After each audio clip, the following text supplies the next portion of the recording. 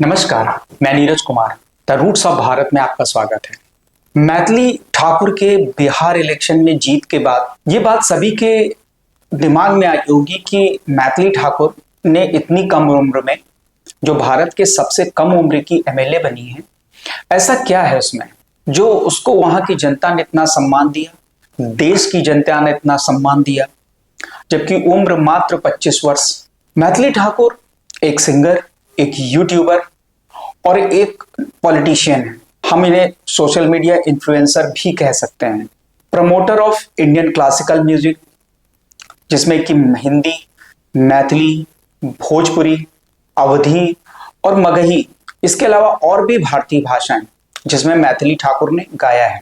Madhubani art की promoter, यानी कितनी चीजें संज्ञाएं इनके लिए दी जाए वो कम लगती हैं। यूट्यूब, इंस्टाग्राम और अदर सोशल मीडिया प्लेटफॉर्म का इस बेटी ने जिस तरह से यूज किया है, भारत की बेटियों और बेटों को सीखना चाहिए कि टेक्निक्स या डिजिटल मीडियम का उपयोग कैसे किया जाता है। जिस भोजपुरी इंडस्ट्री को या जिन भोजपुरी गाने को भारत में वो सम्मान नहीं मिलता है जो अन्य भाषाओं या अन्य लोक कलाओं को मिलता है, आज मैथिली ठाकुर ने ऐसा गाया है, इस तरह से गाया है और इस तरह से व्यवहार किया है कि आज भोजपुरी गाने के लिए जो सम्मान उन्होंने भारत में उस क्षेत्र को दिलाया है वो सराहनीय है। इन्होंने मधुबनी आर्ट के तकनीकी पक्ष, ऐतिहासिक पक्ष और साथ साथ सांस्कृतिक पक्ष को भी उजागर किया।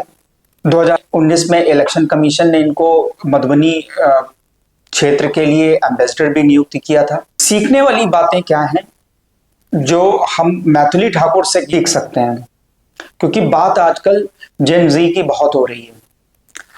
क्या हम वो जेन जी बनना चाहते हैं जो पूरे विश्व में फैला हुआ है, या हम वो जेन जी बनना चाहते हैं जो भारत के लिए उचित है? क्योंकि हर देश की जो पृष्ठभूमि होती है वो अलग होती है और भारत उसमें दुनिया का एक ऐसा दुर्लभ देश है जिसकी सांस्कृतिक विरासत, इसके ऐतिहासिक पक्ष जो हैं, इसकी जो वैरायटी है कल्चर की, इसकी भाषा की जो वैरायटी है, इसके जो क्लाइमेट की वैरायटी है, वो दुनिया में अतुलनीय है और दुर्लभ भी है। तो ऐसे देश में जेन जी किस तरह से होना चाहिए, हम मैथिली ठाकुर के थ्रू देख सकते हैं। मैथिली ठाकुर ने इन चीजों को किया कैसे, हम लोग इस पे भी ध्यान देंगे कि जैसे और सफल व्यक्ति जिन जिन चीजों को फॉलो करते हैं, उन चीजों को मैथिली ठाकुर ने भी फॉलो किया है।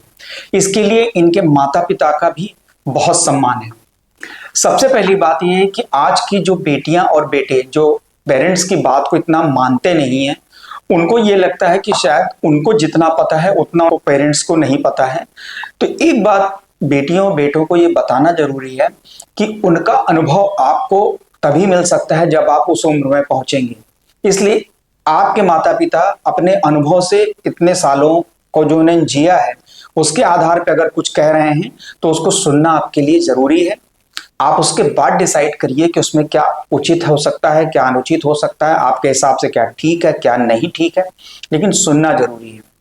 तो मैथिली ठाकुर ने संभवतः अपने पिता की ये बात तो मानी कि उसके अंदर जो टैलेंट है उस पर उसने काम किया। यानी कि पहली चीज सफलता के लिए है परसिवरेंस। किसी काम को लगातार अपने इनहेरेंट टैलेंट के साथ करते जाना, वो आपको सफलता के किसी न किसी मुकाम पे पहुंचा ही देगा। दूसरा है स्ट्रॉन्ग फाउंडेशन क्लासिकल म्यूजिक की, क्योंकि शास्त्रीय संगीत को सीखे बिना आप किसी भी म्यूजिक की डेप्थ में नहीं जा सकते। आप अच्छा गा सकते हैं, पॉपुलर भी हो सकते हैं, लेकिन अगर आपको सुकून चाहिए, आपके संगीत में एक गहराई आए, तो उसके लिए शास्त्रीय संगीत सीखना चाहिए, जो मैथिली ठाकुर ने किया। प्रतिभा और टैलेंट को चमकाने के लिए जो मेहनत है वो मैथिली ठाकुर ने की। वो कैसे? वो निरंतर रियाज करके। यानी कि कोई भी सिंगर हो, कोई भी क्रिकेटर हो, कोई भी स्टूडेंट हो जो पढ़ाई कर रहा हो, या कोई भी कलाकार पेंटिंग कर रहा हो, उसके लिए रियाज बहुत आवश्यक है। तीसरा है कि अपनी संस्कृति और अपने कल्चर के लिए गर्व करना सीखें। तो उस मैथिली ठाकुर ने लोक गीतों को भक्ति के माध्यम से जिस तरह से आगे बढ़ाया है वो सीखने लायक है। कि आप कल्चर पे कैसे गर्व कर सकते हैं। सफलता के लिए सबसे पहला नियम है, सारी चीजें एक तरफ, पहला नियम है कि आपका विनम्र होना। लोकप्रियता के बावजूद मैथिली ठाकुर जिस ढंग से सोशल मीडिया पे या पत्रकारों से या लोगों के साथ पर्सनल इंटरेक्शन में बात करती हैं, वो विनम्रता, वो सरलता आपके लिए बहुत आवश्यक है। सकारात्मक सोच से मंजिल या आपका जो गोल है वो आपको मिल सकता है।